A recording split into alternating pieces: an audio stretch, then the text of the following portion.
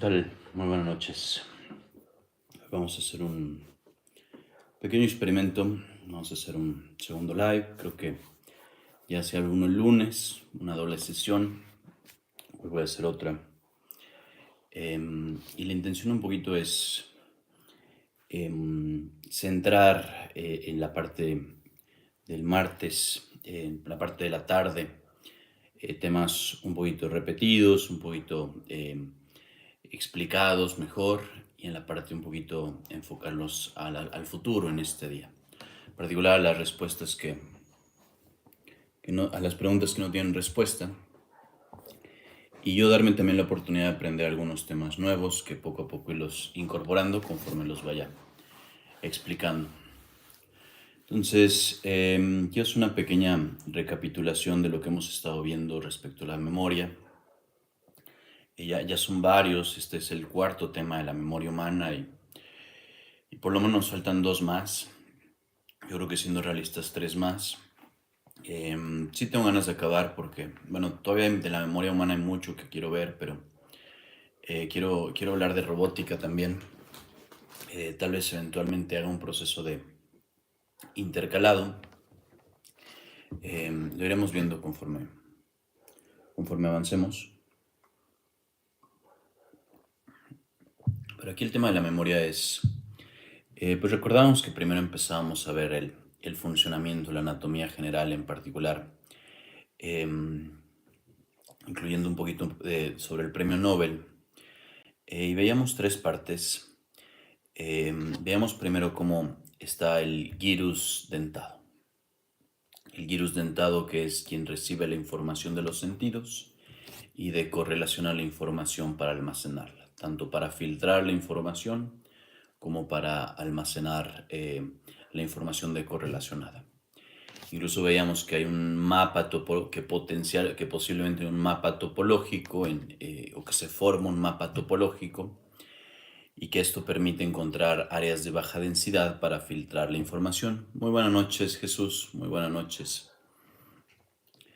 Y estamos hablando de la memoria humana hoy. Vamos empezando un poquito. Hacer un pequeño repaso de lo que hemos visto y pronto llegamos a la parte de la asociatividad.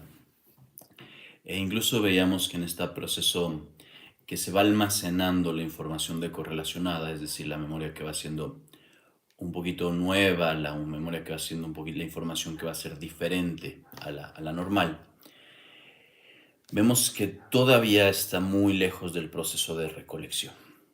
Que incluso hay un proceso de triangulación con los sentidos posiblemente, ¿no? Finalmente hay muchas respuestas que no tenemos a pesar de que estamos leyendo un documento del 2024. Y hay una triangulación en el cerebro, particularmente entre el gyrus dentado y la capa de CA3, que es la que propiamente almacena la información. Y aparentemente en esta segunda capa es en donde se reconstruyen las memorias. De esta forma es como sabemos, solo almacenar la información más elemental. Y en este momento que estamos almacenando la información, no nos interesa todavía el cómo queremos reconstruir la memoria, ¿no? Recordemos incluso también que la memoria la podíamos empezar a ver como una secuencia de activación de neuronas en donde van a seguir un orden y en esta secuencia lo que va a ir ocurriendo es que eso va a generar la memoria. Entonces una secuencia va a generar una memoria y otra secuencia va a generar otra memoria diferente. Incluso podíamos imaginar cómo cada neurona era dueña o originaria del principio de una secuencia. Y en este proceso que estamos, ¿qué tal? Muy buenas tardes, saludos, muy buenas noches. Y en este sentido que vamos almacenando la información a través de asociaciones, secuencias de activación en la neurona, vemos que es un número de memoria muy especial, en donde la secuencia es en donde se almacena la información, contiene parte de la información. Esto es muy diferente a cómo funcionan otros tipos de memoria, incluyendo algunas en las computadoras, en donde tenemos llaves que lo que dicen es en dónde está la información y son como índices, es decir, nada más nos dicen dónde está la información, pero esta memoria contiene la información, o al menos contiene parte de la información y con ello vamos reconstruyendo. Y es aquí donde es importante la parte de la conectividad dentro del CA3. Es decir, que conforme vamos integrando la información de las otras capas de la memoria, lo que vamos haciendo es que se va generando una... se va reconstruyendo la memoria. Entonces, aparentemente, lo único que vamos logrando en este proceso es cómo reconstruir la memoria, es decir, cómo almacenar la información indispensable para reconstruir la memoria. Y para recalcar hay dos puntos clave. El primero es la información que está decorrelacionada, es decir, qué hace a esta memoria especial o diferente, y eso se almacena, vamos a simplificarlo a nivel memoria. Y lo segundo es la conectividad o la asociación con otras neuronas que van a reconstruir propiamente la memoria. Y todavía vamos a estar muy lejos del proceso primero de recordar, recolección de memorias, en particular sobre la asociación de las memorias, el cómo vamos a ir embonando memorias juntas. Va a haber cierta correlación entre los patrones que nos va a decir qué memorias son similares, pero eso no va a ser, va a estar lejos del proceso de memorización. En particular lo que vamos a tener es que aquí en esta parte llega la información de los sentidos. Aquí en el gyrus dentado es en donde se procesa la información de los sentidos. En el CA3 es en donde se almacenan los recuerdos. Y aquí el CA1 es en donde inicia el proceso de recordar. En particular conectado con el neocórtex, que es la función ejecutiva del cerebro, que nos va a ir indicando qué recuerdos tener, etc. Entonces, esos serían los a grandes rasgos cómo va funcionando la memoria. Ahora, ¿qué sigue? Lo que queremos ahorita, bueno, más bien, queremos entender cómo funciona la memoria. Nosotros creemos que funciona de alguna forma, creemos que está la parte de almacenar, el recordar y aprender. Mencionaba que todavía el proceso de CA3 es exclusivamente almacenar. El CA1 tiene que ver con el proceso de recordar. Todavía estamos muy lejos del proceso de aprender. Lo vamos a ver un poquitito, en donde vamos a ver que hay una capa que se llama CA2, que es una capa que realmente no sabemos qué hace. Siendo honestos, sabemos que está ahí, sabemos que la conexión entre neuronas es diferente. Tenemos ciertas teorías en que tiene que ver con la inteligencia social, es decir, en aprendizaje del comportamiento. Sabemos también que es relativamente pequeña, sobre todo respecto al CA1 y CA3, pero no sabemos mucho más. Y finalmente sabemos que tiene la parte de la oxitocina, que la oxitocina es el neurotransmisor que la activa. Y esto tiene que ver con los componentes sociales, es en donde lo inferimos porque es la parte de estímulos que tienen que ver con los componentes sociales. Y vamos a tener una segunda capa de la que sabemos un poquito más, pero sobre todo que es más prominente, que va a ser la CA1. Esta CA1 va a ser la que va a tener conectividad con el neocórtex, con la capa ulterior del cerebro, la capa más posterior, la capa más cercana, la más lejos del centro. Y por eso asumimos que tiene cierta asociación con el proceso de recordar. Propiamente el proceso de recordar lo vamos a ir a ver a fondo la siguiente sesión. El día de hoy vamos a empezar a, primero, descifrar el proceso de qué hace el CA1. Y segundo, vamos a empezar a lidiar con la conectividad. Vamos a ver que vamos a tener dos capas de conectividad. Tenemos una primer capa dentro del CA3 que lo que hace es reconstruir la información y vamos a tener una segunda capa del CA1 que lo que hace es durante el proceso de recolección. Nuevamente sobre esto no tenemos mucho conocimiento. Podemos ver la conectividad en particular que es densamente conectada entre el CA1 y CA3 en lugar de tener conexiones del CA1 entre sí. Esto en sí ya nos empieza a dar ciertas pistas de qué es lo que hace. Porque lo que hace en este proceso es que, y quiero ilustrarlo, imaginemos que tuviéramos densamente conectado el CA1 y queremos recordar. Sería difícil el proceso de recordar. Entonces, aquí voy a empezar con lo que voy a decir la primera teoría sobre la memoria que vamos a ver hoy, que va a ser solamente inferido en base a los patrones de conectividad. Entonces, cuando nosotros tenemos el CA3 que es densamente interconectado entre sí, esparsamente con el gyrus dentado y medianamente con los sentidos, algo tiene ciertas características. En particular, esta densidad de conexión permite la reconstrucción de memorias. Es decir, como cada neurona solamente está almacenando una pizca o parcial de la memoria, al estar densamente interconectadas, tienen la capacidad de reconstruir las memorias. El CA1 funciona más como el gyrus dentado. Recordemos que el gyrus dentado tenía muy pocas conexiones con el resto del cerebro, con el CA3 en particular. Recordemos que el gyrus dentado tenía 10 veces más neuronas, pero solamente aproximadamente cada neurona del CA3 recibía 48 conexiones del gyrus dentado. Es decir, el gyrus dentado aproximadamente se conectaba solamente con 4 neuronas del CA3.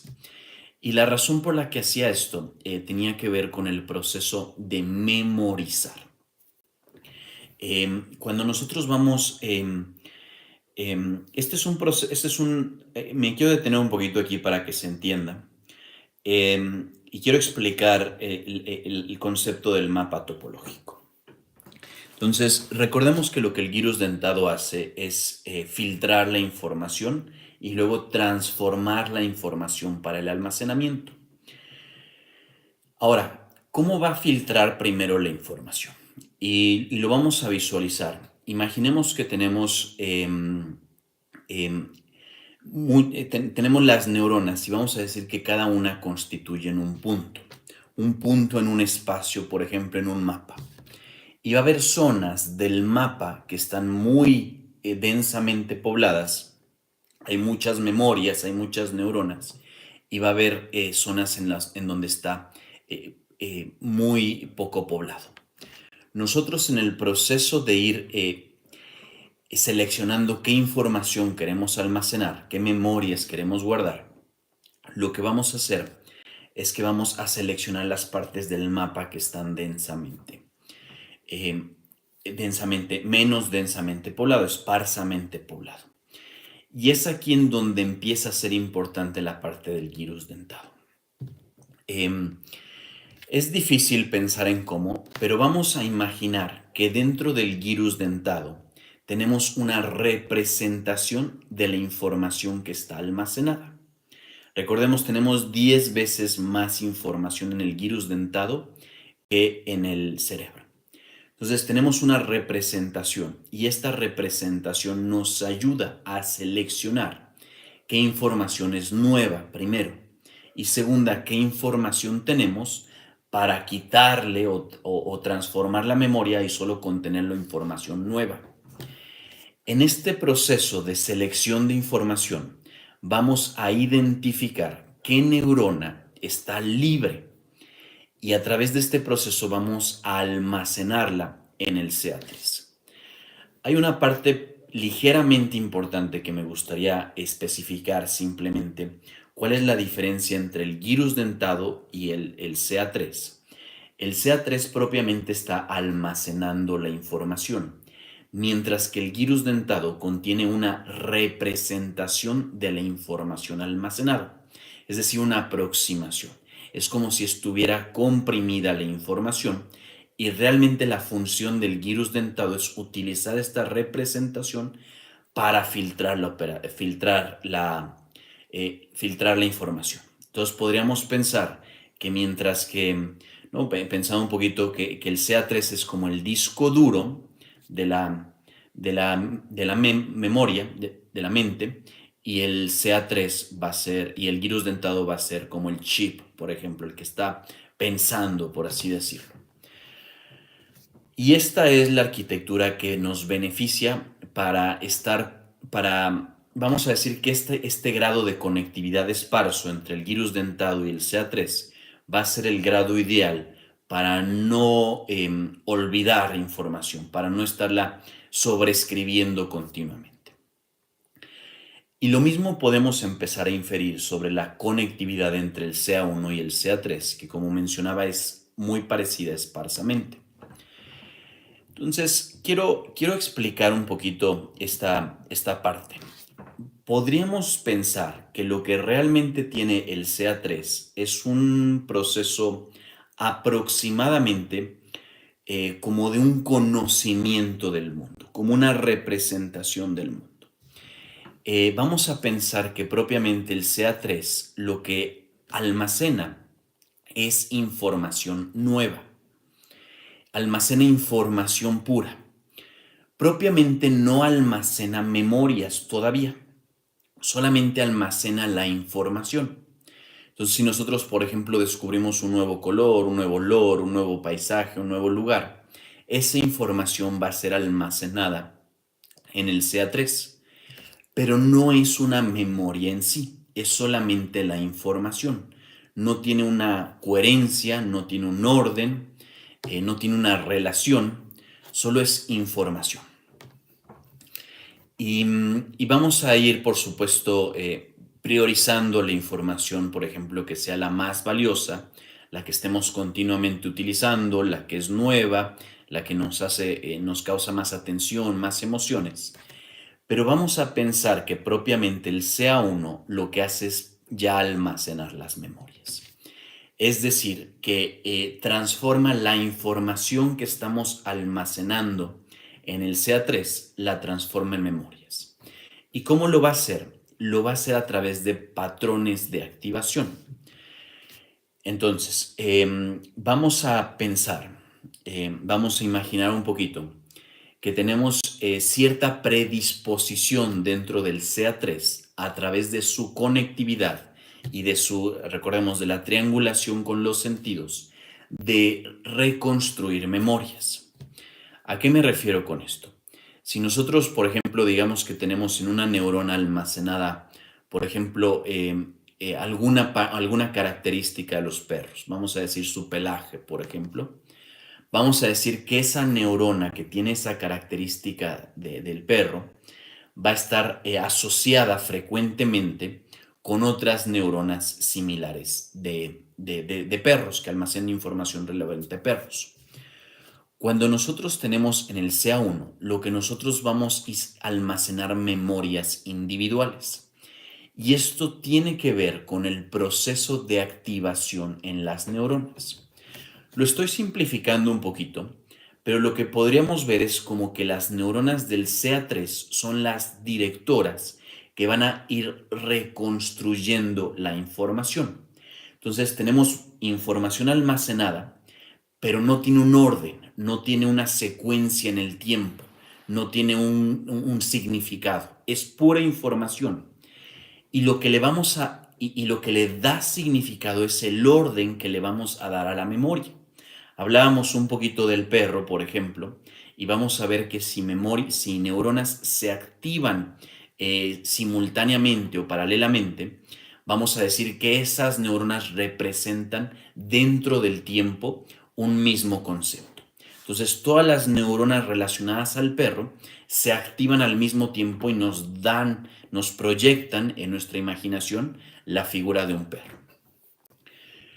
Lo que va a pasar es que no solamente vamos a tener una memoria de lo que es un perro, no solamente el concepto de lo que es un perro, sino que vamos a tener una memoria, le llaman episódica, es decir, de un episodio, alguna memoria en particular de un perro.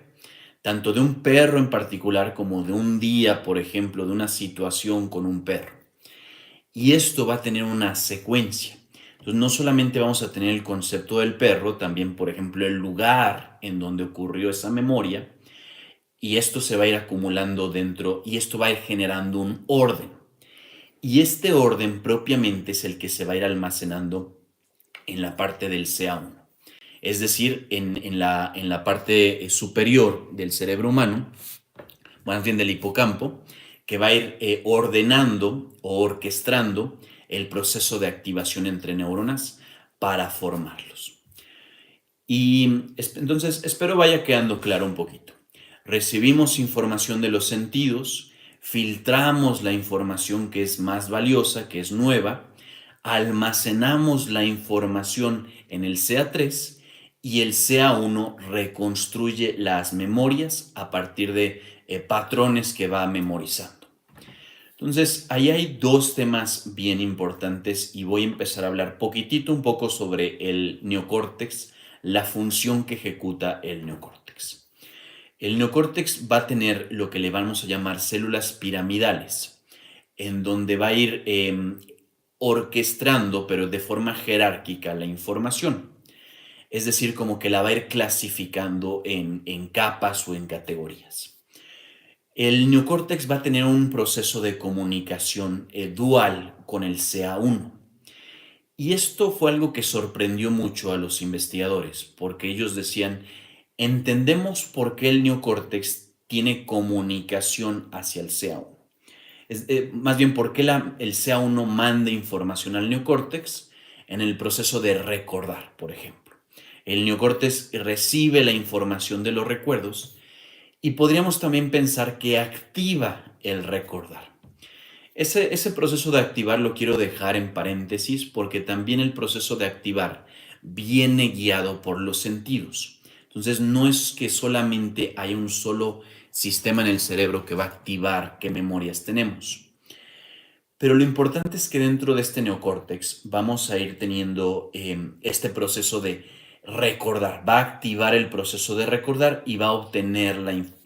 También quiero dejar un poquito en medio la parte de obtener la información, pero va a ejecutar el proceso, va a orquestar el proceso de memoria. Es decir, las memorias se guardan en el CA1, pero quien decide cuál memoria seleccionar puede ser que, o parte la tiene el neocórtex. Esa relación estaba muy clara. Pero la relación que no estaba tan clara es cómo el neocórtex afecta el proceso de seleccionar qué memorias se almacenan. Entonces recordemos que tenemos dos niveles de almacenamiento. El primero es el almacenamiento de la información que nos permite reconstruir las memorias, que es el segundo método. Entonces tenemos por un lado las memorias, que es el orden en que se asembla la información para producir recuerdos específicos. Pero es como que va tomando la información que requiere y solamente almacena el orden. Y esto está almacenado en el CA1 y esta es la función que tiene muy importante el neocórtex. El neocórtex da la indicación de qué memorias hay que almacenar y cuáles hay que descartar. Por supuesto, esto es un proceso complejo, no solamente involucra el neocórtex, hay otras partes como la amígdala, como las funciones de las emociones, que van a darnos información adicional sobre qué memorias priorizar y cuáles no. Muy bien, vamos muy bien, ya nada más nos falta uno o dos temas. Si hay preguntas, excelente momento para las preguntas. Quiero hablar un poquito de un segundo descubrimiento que nos sorprendió y que tiene que ver con el proceso de reconstrucción de las memorias. Entonces, aquí está abajo a la izquierda. Entonces, quiero regresar un poquitito antes de seguir avanzando para pensar en cómo fue evolucionando esta memoria humana. Esto es algo que he platicado. Recordemos que esta parte del hipocampo es la parte más antigua del cerebro, una de las más antiguas, sobre todo los animales complejos que somos vertebrados, en donde fue heredada por el pariente común, el ancestro entre los reptiles y los mamíferos. Y la función, podríamos decir que incluso estaba un poquito asociada con el tema de ver, fue un poquito después, pero estaba asociada con el tema de ver.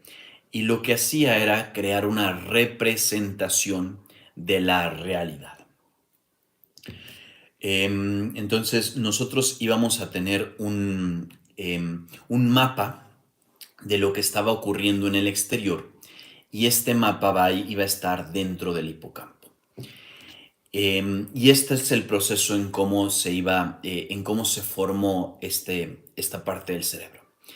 Y eventualmente había que hacer un proceso de recolección de la memoria. Es decir, conforme necesitábamos representar lo que estaba afuera, necesitábamos tener una memoria, al menos a corto plazo, para mantener cierta continuidad. Entonces podemos imaginar, por ejemplo, imaginémoslo desde microorganismos que prácticamente no tienen cerebro, no tienen neuronas, son unicelulares sobre todo, y estos básicamente viven a la deriva. Prácticamente no toman decisiones, funcionan muy instintivamente, funcionan incluso muy automáticamente, basados en las leyes físicas. Entonces, por ejemplo, sus paredes celulares tienen ciertas eh, facultades que si reciben alimento, si están cerca de alimento, lo absorben y si encuentran un peligro se protegen y si están en una corriente la siguen, pero no tienen movilidad, por ejemplo. Entonces, conforme avanzamos más, empezamos en el proceso de ir tomando decisiones y vamos a tener que ir creando una representación espacial.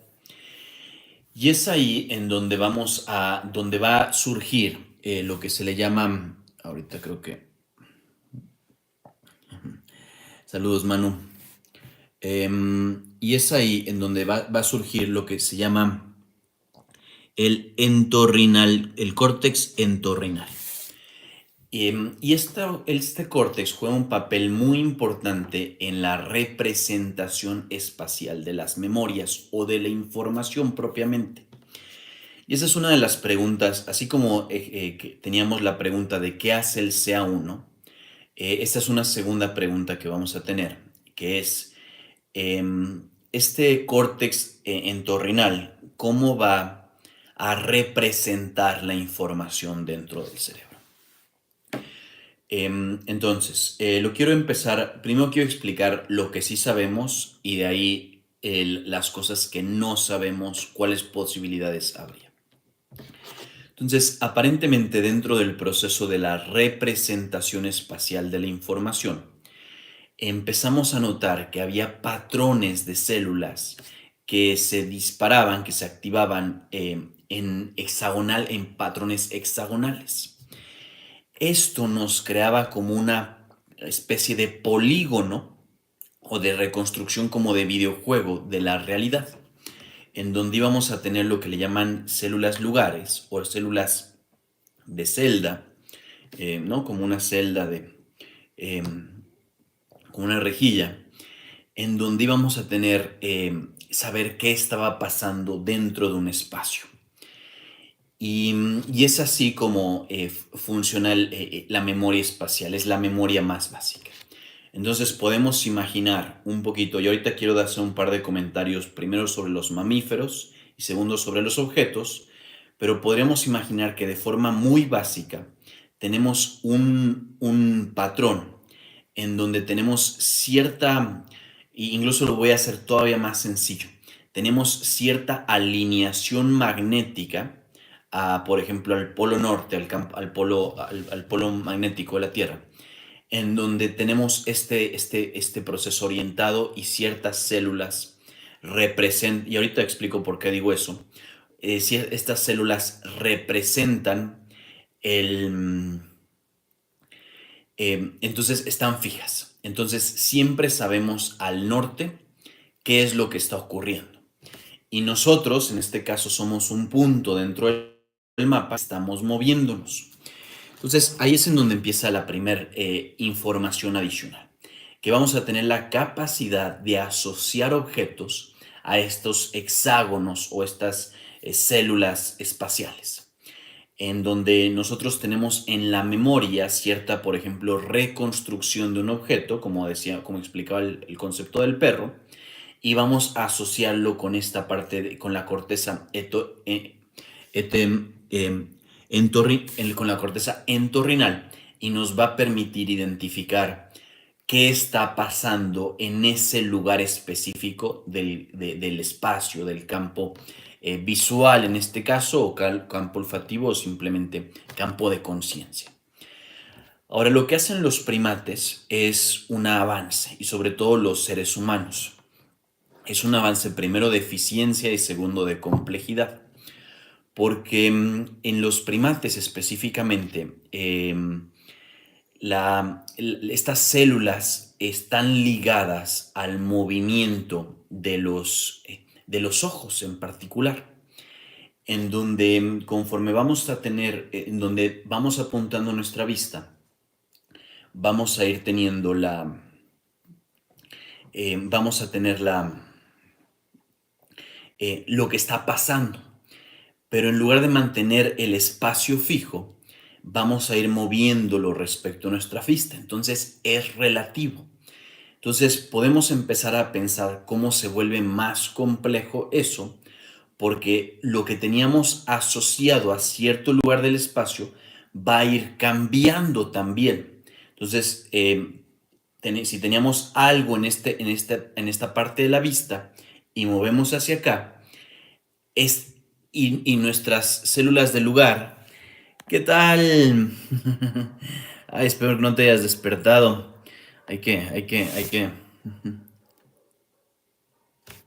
Me decantex. Saludos, Leo. Espero no te hayas despertado, lo lamento.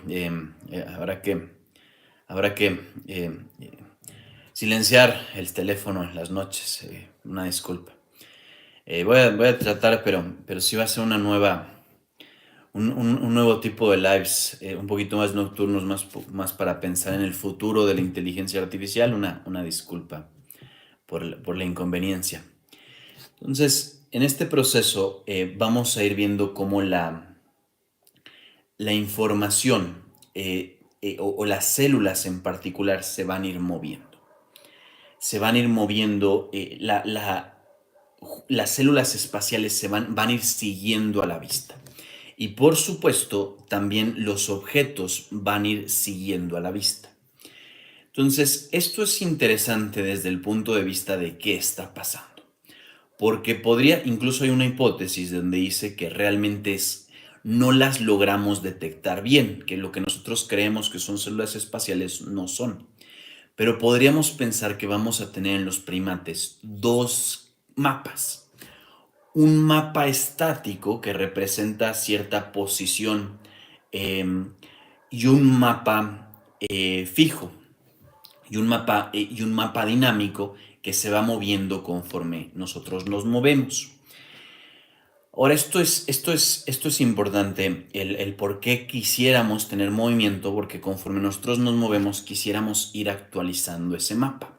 Entonces, nada más empecemos a pensar la velocidad con la que está funcionando el cerebro para ir actualizando el mapa conforme nos vamos moviendo. Entonces, ahí estamos, en ese lugar estamos, que ya sabemos cómo representar la información. Ahora, hay un par de temas que me gustaría platicar ya conforme nos vamos despidiendo un poquito nuevamente. Una disculpa por la hora, pero conforme nos vamos despidiendo, em, hay un par de preguntas adicionales que hay que hacer. De hecho, todavía nos falta un poquitito. Bueno, esto es lo que justo acabamos de ver. Y todavía nos falta esto que es el proceso de recolección, que ya expliqué un poquito. Entonces, la parte que quiero explicar un poquito, son dos cosas las que quiero explicar ahorita. Quiero profundizar un poquito en la representación espacial de la información, primero que nada. Y sobre todo respecto al movimiento, a cómo se integra conforme nos movemos. Y la segunda parte es, quiero mencionar en dónde entra la memoria en esta representación espacial o proyección de la información. Entonces, si me permiten, voy a leer un par de pequeñas notas solamente. Aquí mencionan al córtex cingulado y mencionan, y aquí ya empiezan a mencionar el proceso eh, de recolección. Y dice, hay evidencia de que el concepto de representación y locación visto en el espacio de afuera es una propiedad de la representación espacial. En las células espaciales, el fenómeno es bien definido, pero no hay medida cuantitativa que a este proceso lleve una separación que debe hacer en las neuronas entre la selectividad espacial, que muestra los grados de propensidad hacia un patrón fijo de activación eh, hexagonal. Hay un concepto bien importante aquí que es el proceso competitivo, que es hacia dónde vamos, en donde recordemos un poquitito el proceso de ir almacenando información está guiado por competencia. Realmente lo que está ocurriendo es que la información de los sentidos compite por ser almacenada en el cerebro. Y lo mismo se especula que tiene que ver con este proceso de representación, en donde vamos a decir, vamos a simplificar, por ejemplo, vamos a poner dos restricciones. La primera, que cada célula espacial o cada conjunto de células espaciales solo pueden mantener cierta información. Y la segunda es que vamos a tener que que solamente vamos a poder mantener cierta cantidad de objetos. Este resultado incluso lo veíamos el domingo en la lectura del Premio Nobel. Aquí es en donde empieza a ser sofisticado el cerebro humano. En particular, no puede ser que otros animales como roedores, primates, mamíferos sea tan bien, pero me quiero centrar en el cerebro. Porque, como mencionaba primero el proceso en los primates de cómo se alinea el tema de la vista con la representación espacial. Ahora, ¿cuál va a ser el segundo paso de esto? El segundo paso de esto, lo que vamos a ir haciendo, lo que vamos a ir viendo, es que vamos a tener la oportunidad de, perdón,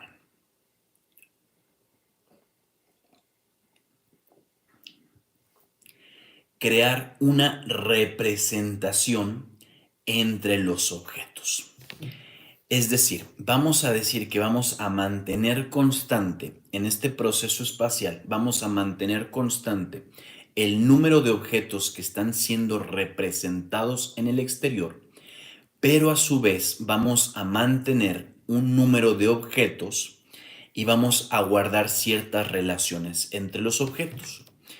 Entonces, de tal forma, cuando nosotros estamos moviéndonos y desplazando las células espaciales conforme nuestra vista, lo que realmente estamos haciendo es que estamos actualizando las relaciones entre objetos. Esto quiere decir que no estamos moviendo todos los objetos, reconectándolos, sino que solamente tenemos ciertos objetos anclados y esto nos permite ir moviendo gradualmente los objetos y por ende reconstruyéndolo. Hay un tema bien importante aquí que es el de la velocidad de la información. Y quiero mencionarlo por dos cosas. Lo primero es que nos puede parecer que este proceso es muy rápido, el hecho de ir actualizando tan rápido todo este proceso. Pero también es bien importante notar que estamos limitados por la capacidad que tenemos de la velocidad de reconstruir la realidad. Recordemos lo que platicábamos sobre la representación de la caverna Entonces, de esa forma estamos condicionados a lo que somos capaces de percibir por nuestra capacidad neuronal. Muy bien, en eso estamos, vamos muy bien. Nada más quiero hacer ahora la última diferencia entre este proceso, que es con los humanos, y ya de ahí pasar a, eh, perdón, que es con los humanos y de ahí pasar a la representación de las memorias dentro del córtex entorrinal. Entonces quiero leer, me gustaría si me lo permiten, la parte de los humanos, en donde dice que los primates transforman el cortezo en un hipocampo de células espaciales vistas y puede contribuir al movimiento de ojos y al actualizar las células espaciales conforme mueven los ojos. Luego dice, la existencia de células espaciales en el córtex entorrinal de los primates se predice por la presencia de células espaciales tanto en las regiones de CA3 como CA1. Más aún, algunos de estos células espaciales tienen sus respuestas alineadas en el lenguaje visual que reflejan cuáles imágenes están siendo vistas, así como predecidas. En los humanos, el córtex entorrinal y el cingulado de las neuronas responden a propiedades que han sido reportadas en la neuroimagen, en la evidencia de la neuroimagen, y que son potencialmente coexistentes con esto. Esto da evidencia, es una propiedad espacial del hipocampo. Entonces, quiero mencionar un par de temas ahí. Hay tres temas importantes. El primero es que vamos a tener ciertas neuronas externas, por así decirlo. Vamos a tener ciertas neuronas espaciales. Y estas neuronas espaciales lo que nos van a permitir es el proceso de reconstrucción de la información, por supuesto.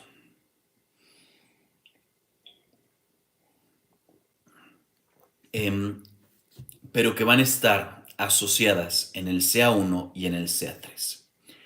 Es decir, que dentro del mismo lugar, tanto donde almacenamos información como almacenamos memorias, están estas neuronas espaciales.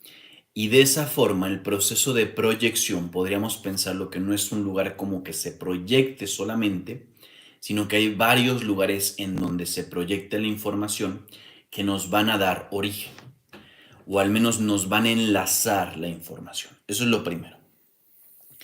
Lo segundo es, recordamos el proceso de predicción. Lo quiero leer esa frase, que reflejan, alinear en que reflejan qué imagen visual está siendo vista, así como es predecida. Entonces, lo segundo es un proceso de predicción que ya tiene que ver con un proceso de computación posterior. Ahorita no vamos a entrar en eso que es la representación o reconstrucción de la información, pero es importante mencionar la diferencia entre la información que estamos viendo y la imagen que estamos viendo, es decir, el significado. Y es muy posible que por eso esté la conjunción entre CA1 y CA3, en donde en un lugar vamos a representar qué estamos viendo, eso sería la información que entra dentro del CA1, y en el CA3 lo que pasa es qué significado tiene esto. Y de esta forma vamos a ir creando la asociación o reforzando la asociación entre el CA1 y CA3. Hay un pequeño último detalle nada más, hay un detalle que quiero decirlo antes de que se me olvide, que sí es muy explícito el autor, Edmund Rawls, en decir que la forma en cómo funciona el cerebro es muy diferente a la forma en cómo funciona el, perdón, a la forma de cómo funciona las redes neuronales tradicionales, en el sentido de ir reduciendo el error. En particular dice que eso no es biológicamente posible y que esta teoría de la reconstrucción y la recolección de mis recuerdos sí es biológicamente posible. No vamos a entrar en muchos detalles, solamente quería dar ese detalle que es un punto importante. Y luego manda un tercer punto que es la parte de la diferenciación de los humanos en donde establece el concepto de afuera versus de adentro. Si me lo permiten, quiero leerlo nuevamente, en donde dice que el concepto de la representación de localización está siendo visto en el espacio afuera, es una propiedad de la representación espacial y del sistema del hipocampo en los primates, incluyendo humanos. Uno podría notar que aun en los roedores, en que las células espaciales es un fenómeno bien definido, no cuantitativamente medido, en donde no hay una distribución bimodal que haya sido reportado, sugiriendo en eso que es un proceso definido de categorías separadas de células, en donde podríamos referir a neuronas cuya selectividad espacial menciona varios grados de propensidad hacia una estructura exterior. Entonces ahí básicamente nos está diciendo que puede ser que el proceso de recordar, más bien de representar la información, solamente esté limitado no esté limitado a hexagonal. Ese es el que conocemos, pero no tenemos la cuantitatividad y en particular cómo vamos a representar estados intermedios, no lo tenemos claro, no lo conocemos todavía. Entonces, ahí estamos hoy. Y ya nada más querría, y ya mencioné un poquito el tema de las memorias. Como mencioné, no vamos a proyectar un poquito, pero nada más quedaría el tema de, ok, ¿cómo se van a representar las memorias? Entonces, recordemos que vamos a tener patrones de activación y estos patrones de activación se van a ir proyectando a través de estas células espaciales que, como vimos, pueden o no pueden ser hexagonales, y esto es lo que nos va a dar nuestra información de la conciencia, propiamente a través de un proceso de competición, en donde se van a estar formando distintos recuerdos, y recordamos que estas células solamente pueden almacenar cierta información y vamos a competir tanto por cuáles células espaciales van a ser priorizadas, como qué información van a mantener las células espaciales. Entonces, con eso habla un poquito del proceso de recolección. Lo expliqué, me parece relativamente bien. Entonces, no voy a regresar a eso. Di un par de detalles que no están mencionados, pero quizá adelantándome un poquito.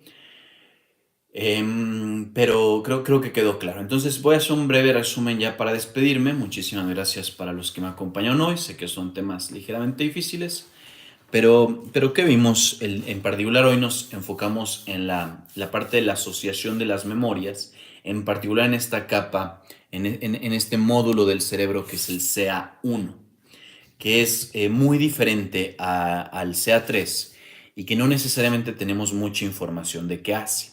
Sí tenemos cierta información de la conectividad, en particular de la conectividad que está conectado hacia el CA3 y hacia el córtex neuronal. Y lo que nos da es que hay una conexión en dos direcciones. La primera, para seleccionar qué memorias son recordadas, y la segunda, para seleccionar qué memorias son almacenadas. Y es ahí donde vimos una clara distinción entre el proceso de almacenar información en el CA3 y de almacenar las memorias en el CA1. Propiamente almacenar información, vamos a priorizar la información que es nueva y valiosa, es decir, la que está siendo recolectada, mientras que en el CA1 lo que vamos a almacenar va a ser el orden que le vamos a dar a la información para transformar esta información en memorias. Propiamente vamos a reconstruir las memorias, pero más precisamente ordenar las memorias. Y dentro de esto empezamos a ver cómo va a haber dos distintos tipos de activación en la memoria. El primero va a ser memorias, conceptos que van a ser paralelos, procesos de activación paralelos, en donde nos va a representar un concepto como perro.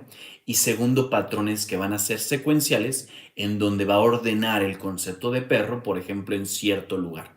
Entonces, generalmente no vamos a recordar el perro y el lugar al mismo tiempo, sino que ya sea que recordemos uno y luego el otro, y eso es lo que se va a almacenar en este proceso, que reitero, está controlado parcialmente por la capa ejecutiva del neocórtex.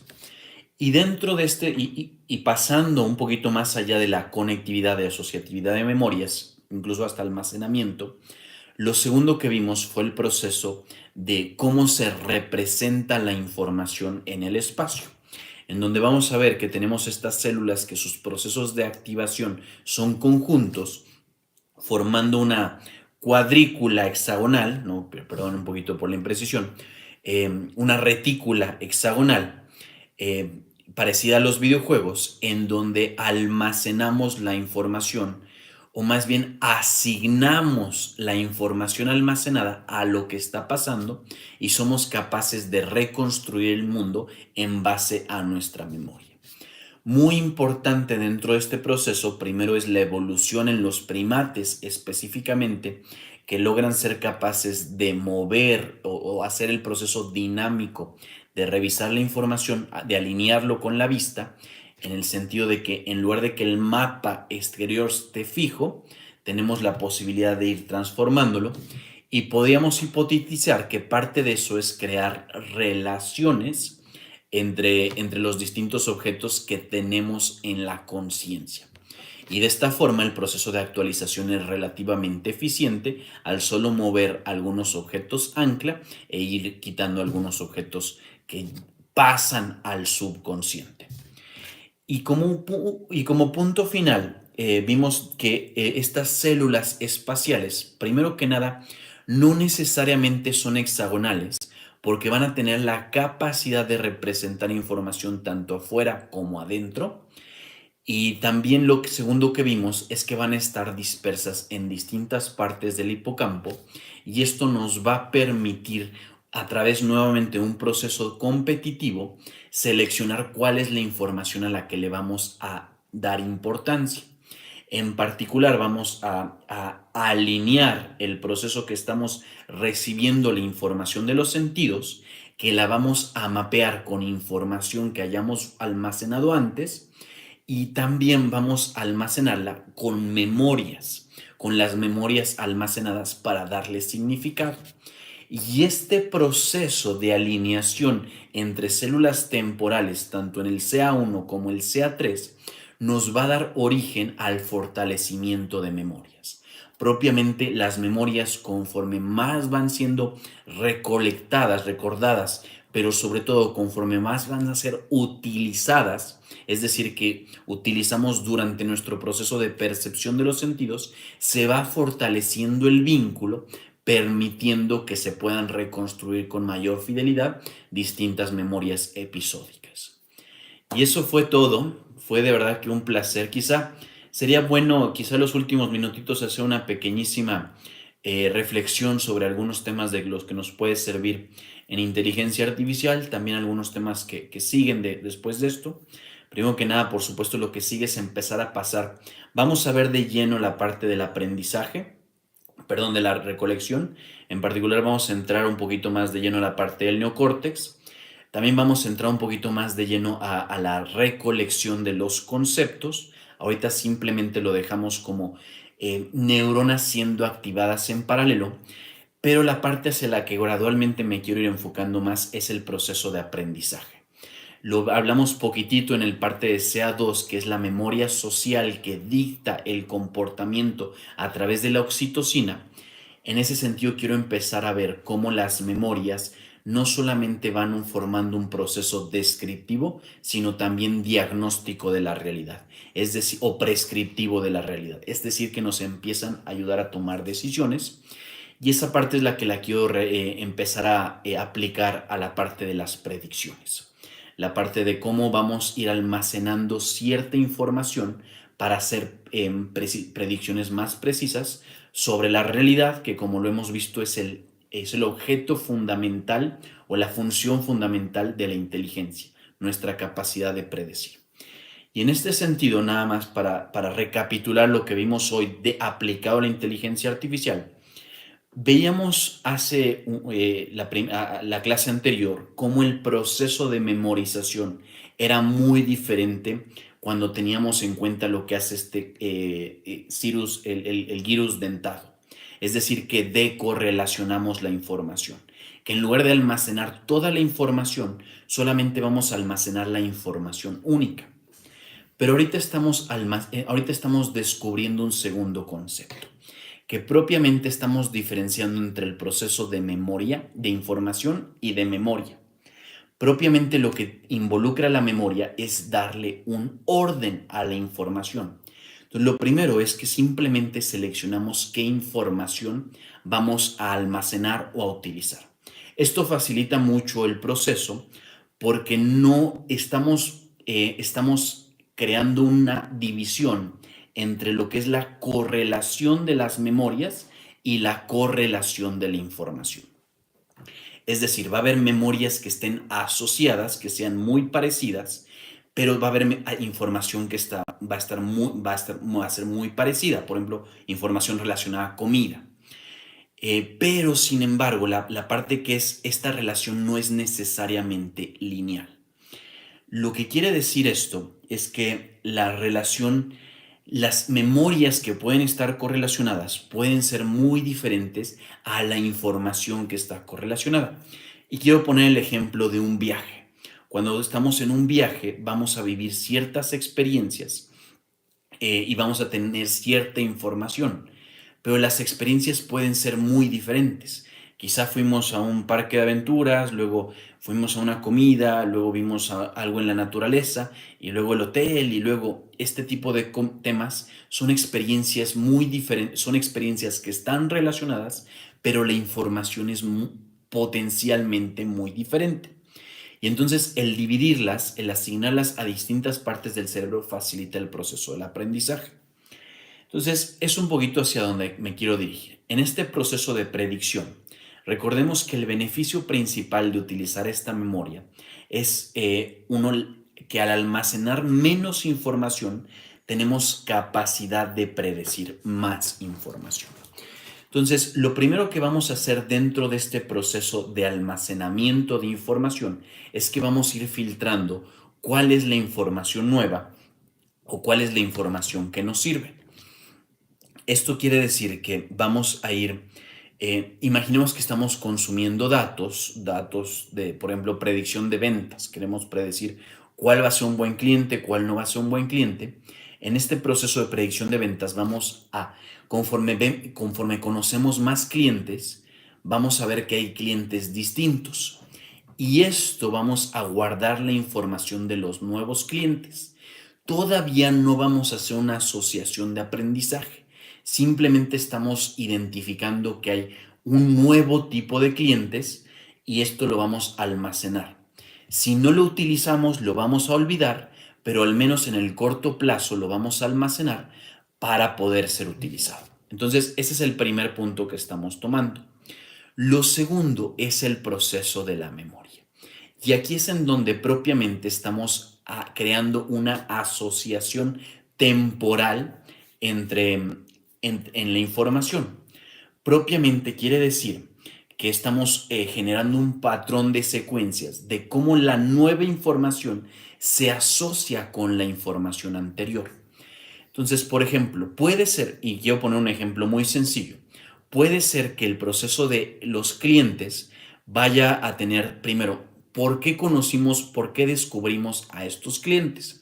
Puede ser que esté originada la información en clientes anteriores, clientes existentes. Entonces, ahí establecemos la primera relación temporal entre los clientes anteriores y estos nuevos clientes. Y lo segundo va a ser el resultado, si estos clientes fueron buenos o no fueron buenos. Entonces, ahí estamos diferenciando primero la información que son los nuevos clientes y segundo el proceso temporal, esto sería en el CA1, de los distintos clientes. Ahora, la parte en donde ya nada más nos quedaría y no lo vamos a resolver hoy es primero, ¿cómo vamos a hacer el proceso de utilizar la información, es decir, de recordar? Y segundo, ¿cómo vamos a hacer el proceso de aprendizaje? Dentro del proceso de recordar, generalmente, y para nuestros fines, quisiéramos hacer un proceso de priorizar la información que nos va a ser valiosa. Entonces, cuando nosotros queremos hacer una predicción, vamos a tener que va a haber información que nos sirve para hacer predicciones y vamos a tener información que no nos sirve para hacer predicciones. En ese sentido, en el proceso de recordar, queremos establecer un vínculo o queremos establecer una heurística, es decir, una regla, para recordar esta nueva información cuando nos sirva para predecir otro tipo de información.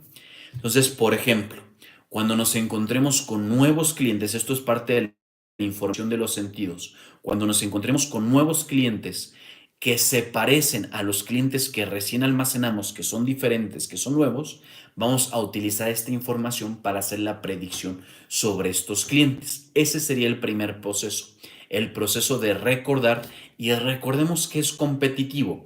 Es decir, cuando llegan nuevos clientes, cuando queremos hacer una nueva predicción sobre nuevos clientes, distintos sectores de la información, distintas memorias van a competir por ser utilizadas. En este proceso lo que vamos, y quiero nada más, hay una idea que he tenido y no la he podido mencionar, creo que este es un buen momento, que vamos a ir haciendo un proceso, vamos a decir, lineal de información. Entonces, quiero hacer un pequeño, ya nada más para, ya sé que ya lo llevo prometido un ratito, pero ya para despedirme, ¿cómo funciona? ¿Cómo es este ciclo predictivo?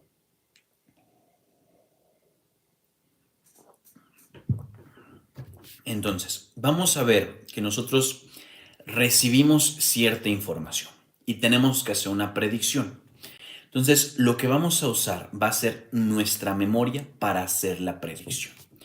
En particular, lo que vamos a hacer es, vamos a diseñar, ahorita no importa mucho los detalles, lo he hecho en otros videos, un proceso competitivo por encontrar qué memoria utilizar.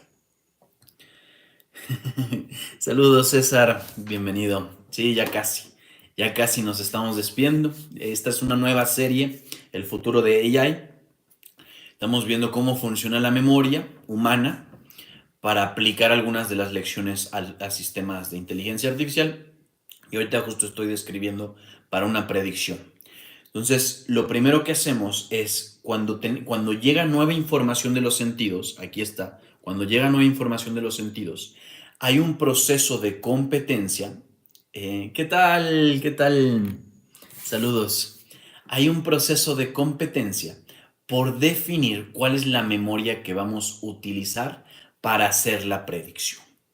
Y dentro de este proceso vamos a afinar nuestra predicción. Vamos a hacer una predicción inicial. Por ejemplo, esta predicción inicial puede ser, sobre todo si es numérica, si va a ser mayor o menor. Y dentro de este proceso, lo siguiente que vamos a hacer, vamos a repetir el proceso.